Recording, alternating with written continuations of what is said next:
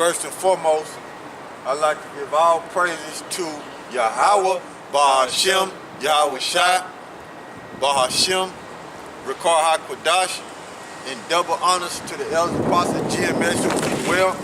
Salute you brothers pushing this word, and truth and sincerity and strength and power, YAHAWASHI, right? We are here to gather the elect of the nation of Israel, and the nation of Israel consists of the Negro, Latinos, and Native Americans, right? Those are the true biblical Hebrew Israelites according to the King James Bible, right? And we are here to prophesy the downfall of America, Babylon the Great, aka Egypt, aka Sodom and Gomorrah, aka Nineveh, all those ancient empires balled up into one, okay? And as you see on the news, you know you got these Edomites divided. You got Russia and America against each other, and they both Edomites, and the Most High is going to use Russia to destroy America. So, you know, the prophecy is shooting forth. Everything is looking good according to the scriptures, and the Most High is going to bring that destruction. Now, another thing that's going on, you got a lot of animals that's dying all over the world, okay? You got a lot of that going on, but that's in the scriptures, and we're going to get it in Hosea the 4th chapter, right? Grab Hosea the 4th chapter. Hosea the 4th chapter. And we're going to show you that it's in the scriptures, and it's prophesied that those things are going to happen, man, okay? And it's prophecy, man. The prophecies are being fulfilled, okay?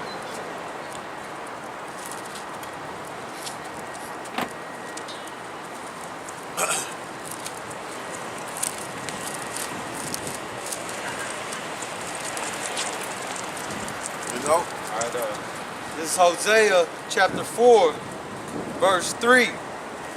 Therefore shall the land mourn, and everyone that dwelleth therein shall languish with the beasts of the field and with the fowls of heaven. Yea, the fishes of the sea also shall be taken away. All right. So I'm going to have the brother read that again, you know? And it's dealing, and you got to recognize that word language, okay? All right, read that again. This is Hosea chapter 4, verse 3. Therefore shall the land mourn. See, everything that's around the world is in mourning. And it's for sure in mourning in Babylon the Great, which is America, okay? But it's mourning all over the world because the wicked bear rule, and the wicked is the so-called white man, according to the King James Bible, and their biblical nationality is Edom. Go ahead. And everyone that dwelleth therein shall languish. Yeah, become weak, or drop down, or droop, become weak or droop. Okay? That's what that word is, that's what that word language is dealing with. And the animals becoming weak, the people becoming weak because of how the earth is defiled, man.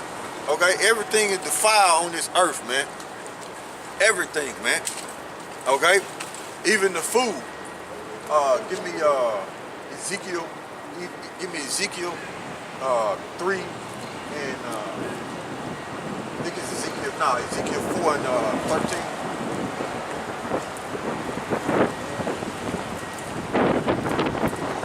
Even the food, man. The scriptures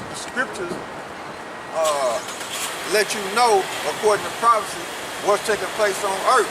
And we living in biblical times, man. You know? That's what we're living in, man. We're living in biblical times, man. This time of prophecy, man. You know? This is Ezekiel chapter 4, verse 13. And Yahawah said, even thus shall the children of Israel eat their defiled bread among the Gentiles, whither I will drive them. So, even the food is defiled. And it's prophesied in Ezekiel 4 and 13. Okay? So go back to Hosea. So read that from the top again. This is Hosea chapter 4, verse 3. Therefore shall the land mourn, and everyone that dwelleth therein shall languish. Yeah, everybody is weak, man, because of the food, even the animals, you know, because Esau is putting poison in the water. Esau is putting poison in the land by chemtrail, Operation Cloverleaf, you know, and that's what these devils are doing, man. They putting diseases in the air, diseases in the land, and it's causing the animals and the people to become weak. And before you know it, that brings death, okay? Everybody on medicated drugs, okay? They're not feeding the animals properly like they're supposed to be fed, you know? They might get a cow and feed them Skittles. That's just the way it is, man. That's the wickedness of the so-called white man. You got them taking animal genes and putting animal genes and crossing it with the fruit that you eat. So that is causing the people to become weak, man. You got McDonald's and Wendy's and, you know, Taco Bell and Burger King. That food is poison, man. Who knows the ingredients, what's in those things, man? You can let them burgers sit out for years and they'll still be the same as if you just bought them, man. So, you know, you eating plastic, man. So it's breaking down your immune system and it's causing you to become weak. And guess what you end up doing? Dying, man. You had to go to the doctor. Your arteries all clogged up. You got high blood pressure, you know. And those things occur when you eat defiled food, okay? And what's going on with the animals is a mystery. Is a mystery to the so-called scientists of the world, because they can't figure out why is all these animals dropping dead, man. But it's possible that it's gonna happen, man. They're becoming weak and they're dying off, man, because of the pollution of the earth, man. Go ahead. With the beasts of the field and with the fowls of heaven, yea, the fishes of the sea also shall be taken away. The fishes of the sea also shall be taken away, man. There's so many fish that then jumped out of the ocean and committed suicide because the ocean is so polluted and this water is so polluted. They rather jump out of the ocean and smother themselves, man, than live amongst that filth that the so-called white man have polluted, man. How he have polluted the water, man. So they rather just jump out the ocean and just commit suicide, man, and smother themselves, man. You got birds falling out of the sky, man, okay? That's what you got going on. But those are the plagues that's set up, that's set up to come all around the world, because why? The wicked is ruling. Esau is ruling, man. The devil that the Bible speaks of, man.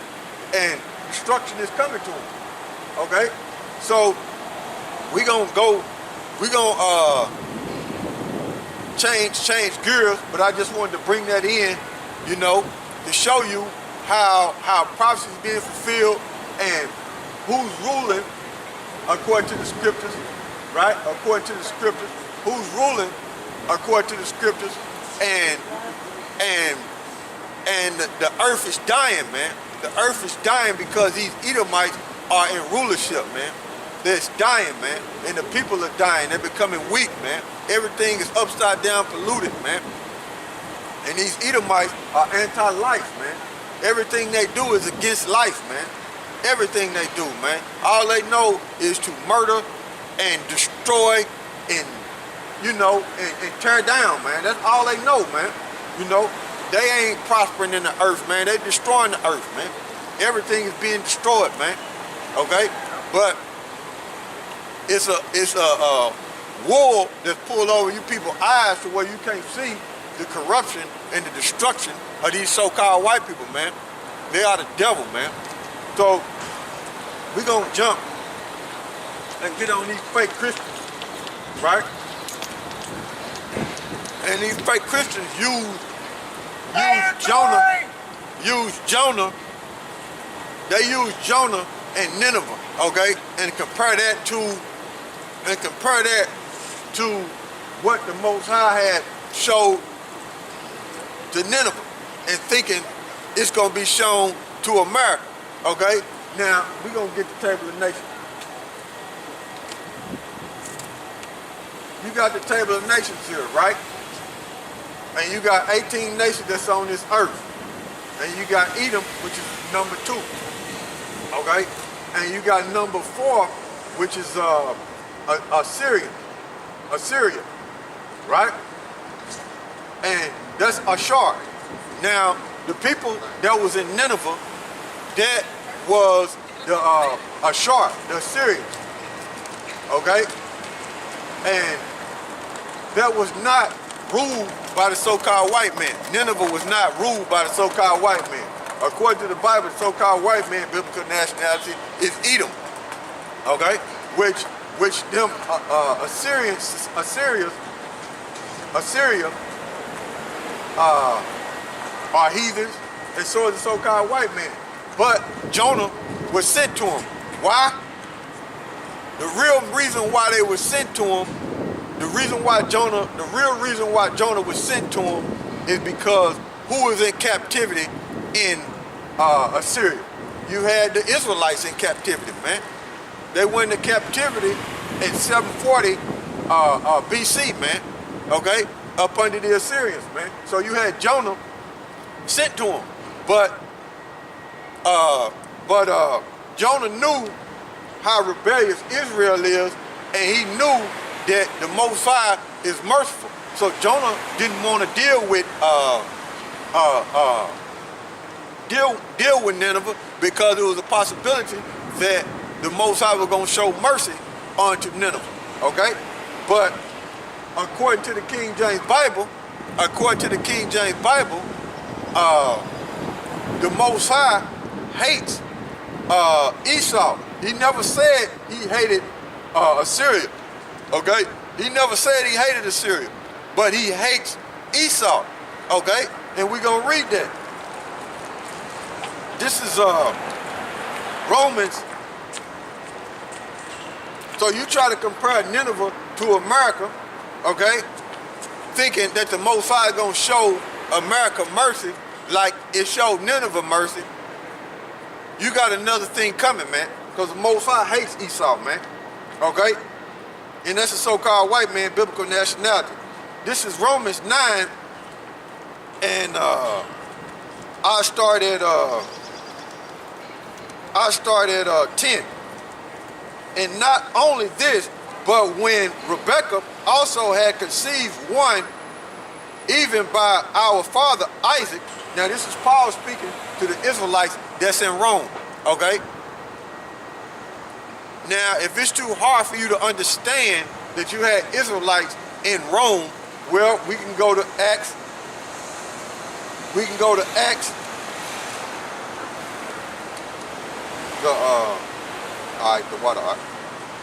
We can go to Acts 28 and 16 to go straight to the point, okay? Now, this is Paul again, okay? This is Acts 28 and 16. And when we came to Rome, the centurion delivered the prisoners to the captains of the guard. But Paul was suffered to dwell by himself with a soldier that kept him. And it came to pass that after 3 days, Paul called the chief of the Jews together. So where was Paul at? In Rome. And another thing, Paul was on house arrest. That's what Paul was on. He was on house arrest when he went to Rome. Okay? It says, I'll read it again. This is Acts 28 and 16. And when we came to Rome, the centurion delivered the prisoners to the captain of the guard. But Paul was suffered to dwell by himself with a soldier that kept him. Verse 17. And it came to pass that after 3 days, Paul called the chief of the Jews together, and when they were come together, he said unto them, men and brethren, though I have committed nothing against the people or custom of our fathers, yet was I delivered prisoner from Jerusalem into the hands of the Romans. So was it Israelites in Rome? And was Paul talking to the chief Israelites that was in Rome? Yes, because Israel was scattered everywhere. So when we go back over here to Romans, who is Paul talking to? He's talking to Israelites that's in Rome. Okay? This is Romans 9 and 10. And not only this, but when Rebekah also had conceived by the one, even by our father Isaac. So Paul is running down the history, okay? He's running down the history to the Israelites that's in Rome, okay, about Jacob and Esau. And it mentions that in Genesis, the 25th chapter. Now, if you go back over to Acts, the 28th chapter, now if you go back over there and you read that chapter, it said that Paul was dealing and talking to the Israelites out of the Old Testament, okay? At that time, they didn't have the New Testament because the New Testament was being written, but we got it on this side. And the reason why it was written in Greek is because you had a lot of Israelites speaking in Greek, man, okay?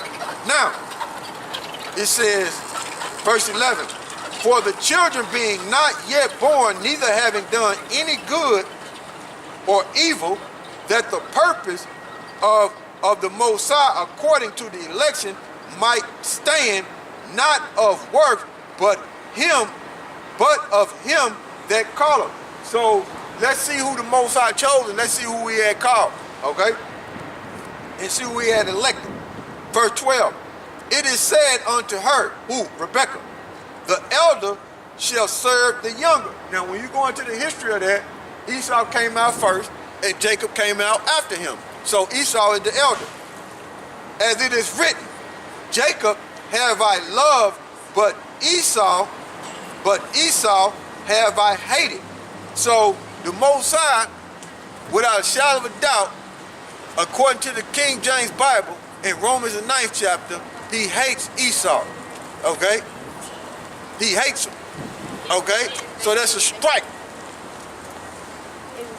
What shall we say then? Question, is there unrighteousness with the Most High? The Most High forbid. For he said unto Moses, I will have mercy on whom I will have mercy, and I will have compassion on whom I will have compassion.